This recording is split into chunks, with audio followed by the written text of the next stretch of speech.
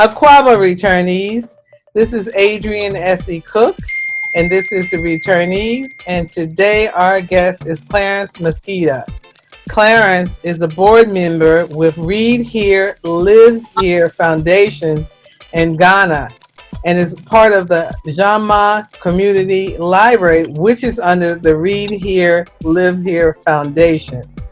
So, Mr. Mosqueda or Clarence, which one do you prefer? Clarence. Clarence, tell us a little about yourself first. Well, I'm a teacher, an instructional support teacher with the Department of Education in New York City. Okay. Instructional support is the new name is what we call in New York a special education teacher. So I just don't work with kids with special needs. I work with an entire class of kids, both regular kids and kids with special needs, and I assist the teacher in any way that is necessary. So, and I also teach part-time at LaGuardia Community College as a lecturer in psychology. But my day job is as I said, an instructional support teacher in a high school. Okay. Now, how did you get involved with the Read Here, Live Here Foundation and the Janma Community Library? Yeah, so I visited Ghana for the first time in 2013 and met a lot of wonderful people. And one of the gentlemen who I met, who happens to be the person who started the library and the foundation, mentioned to me that, he ran a small community library in his neighborhood. As an educator, I was immediately intrigued by the idea of a local community library. So I told him, sure, I would love to help in whatever way I can. So in 2014, I made my first shipment of books, school supplies, pencils, all the wonderful things that kids need to learn. And since 2014, I've been contributing regularly to the library. As somebody who believes very strongly in education, I thought it was the least I could do to assist to what I consider to be a very, very worthy cause. Okay. So that's been 6 years now that you've been working with the library. Yes, ma'am. Since 2013 to the present. All right. What other? I understand you ship other things to the kids. You're very involved with the library. What other type of things do you do for the foundation and the library? Yeah. So what I started doing a couple of years ago. Also, I started shipping clothing, footwear, and anything else that the people in the community or the kids could use. The gentleman who started the library told me that he had also started a small charity shop, which we call a thrift shop, in which he resold items which could be used to help the library. So I started getting stuff from my colleagues in my school, also friends and family. So I always have a whole stash of stuff to send, and sometimes I send one bag with school supplies and one with clothing and anything else that I think that they can use. So it's been an ongoing venture. Okay.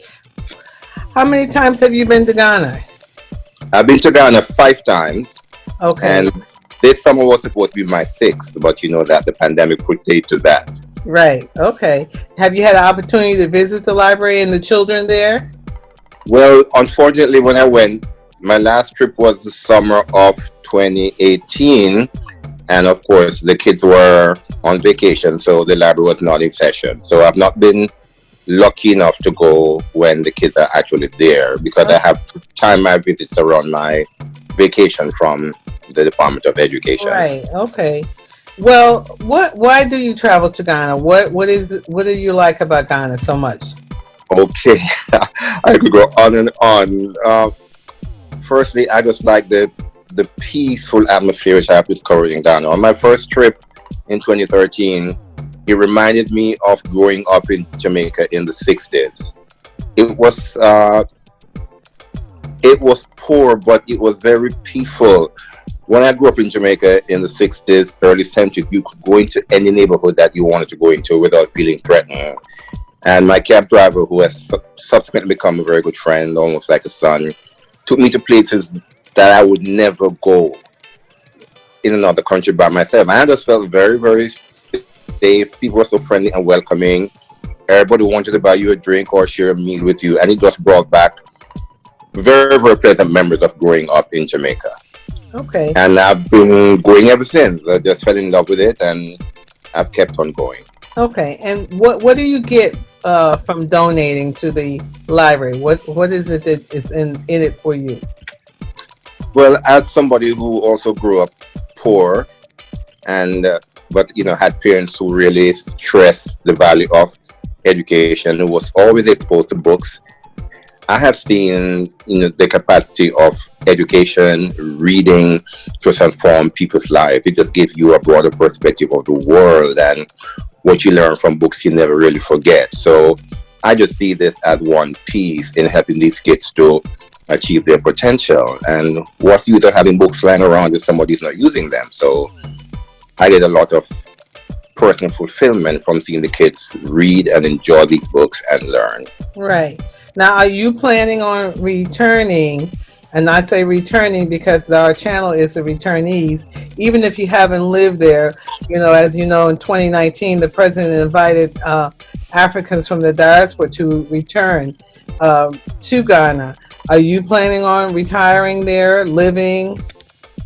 No, I'm not planning to retire there because I have roots in Jamaica and I also have roots here. And my family has already said you cannot go to Ghana, it's too far.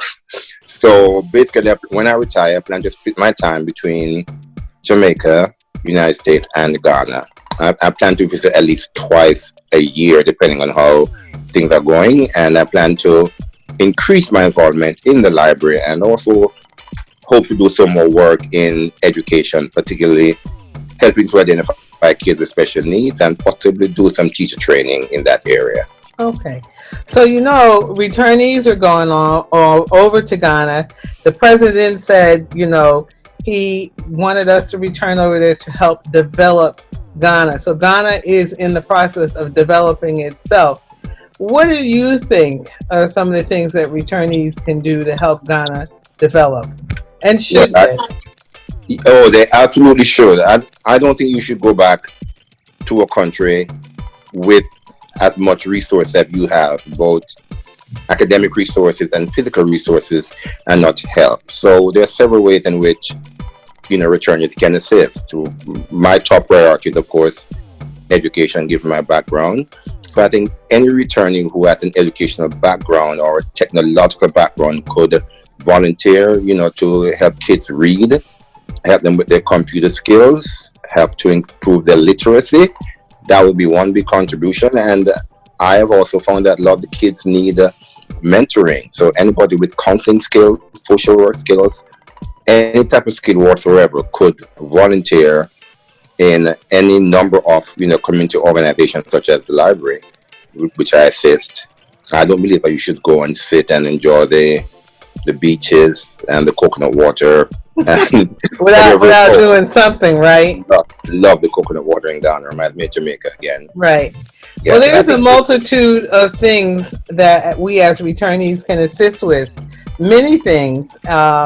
And even if you have children, maybe you could take on a kid and pay for that kid to go maybe to a private school, or like you say, they may need some academic support, so maybe getting a tutor.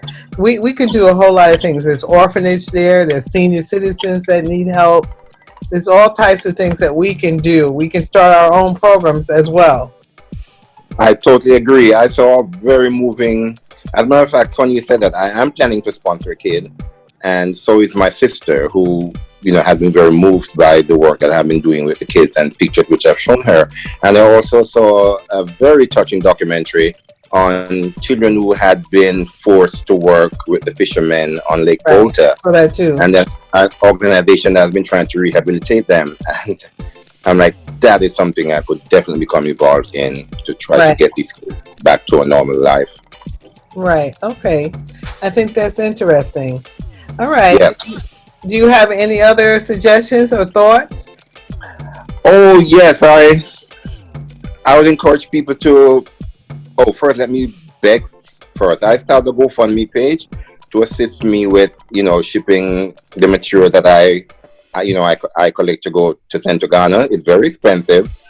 So, and I have a stash of stuff in my living room right now, which I'm just waiting to ship. So if anyone wants to assist me, you can go to my GoFundMe page, which is called Read Here, Live Here, Chairman Any Community library. Library, yeah, and contribute so I can send off some more books and school supply to the very, very worthy kids. And if you go to Ghana, you will really enjoy it. It's a absolutely beautiful country, and it is peaceful, and people are very, very kind and friendly. And I think the library will welcome anybody who wants to come over also and Without spend a a little doubt. time with the kids. You can go in and read to the kids. If you have children's books that you no longer need, you can contact Clarence. You can even contact me, leave a comment that you have some books that you want to donate, and we'll find a way to get those books to the kids. There's also a need, as he says, for clothes, children's shoes, adult shoes. If you have shoes, you can donate them as well. We're here in New York, so obviously we could not go very far to pick up some of these things. But you wanted to mail the books or mail shoes, you can. And like Clarence says, he has barrels waiting to ship the things, but we do need funds to ship them Yes, ma'am. over. You know, ship the barrels. We have to buy the barrels and then ship them. As you have seen in the previous video with the Reverend Ike shipping. So we have to pay for shipping. So Yes. And one final note of thank you to my colleagues, the people I work with, my fellow teachers, counselors, have been very, very generous in assisting me, and also to my friends and my family. right. Couldn't do it without them. All right. Well, thank you very much. And we want to thank you very much for joining us today. And want to say to you, Madasi, and we will at the end of the video post the GoFundMe name for you again, and any contact information that we may have that we can share with you. And Yes, ma'am. any questions you have, you can put them on in the comment section. I'm asking for support. That please continue to look at the videos for our subscribers and for our viewers. We're going to hope that you become subscribers. We're trying to get to 1,000 subscribers by the end of this month. And we would like for you, if possible, to please subscribe. It would really help keep the channel going. Also, we're working with 2 old iPhone number 7s, using them to do the videos with. So yes, it's been, interesting. 9 months. We've been in existence for 9 months. So if you have any old equipment that you would like to donate to returnees so that we can give you better videos, we would appreciate it. Any funds that you'd like to donate would be much appreciated. They go through, really go to transportation. That's a lot going around to these different places. Ghana has different type of transportations, but it's kind of complicated sometimes getting around, and you have to have the money for that. And sometimes people's phones fall and break, and we have to get them repaired, and it makes us wait a little bit before we do the next video. So we really appreciate you taking a look at our videos, and hope if you haven't subscribed that you please do. So Madasi, and thank you very much. Clarence, you have any last things you want to say before we No, ma'am, you tell me just that I'm looking forward to my next trip to Ghana, and hopefully this pandemic will subside somewhat and give us a chance to travel and feel safe. But I can't wait to go back, and I'm sure my next trip I'll be able to hopefully go to the library. We'll go to the library and interact with the kids. I would love to see them and read to them and spend some quality time with them. Right. Well, thank you very much. Yes, ma'am.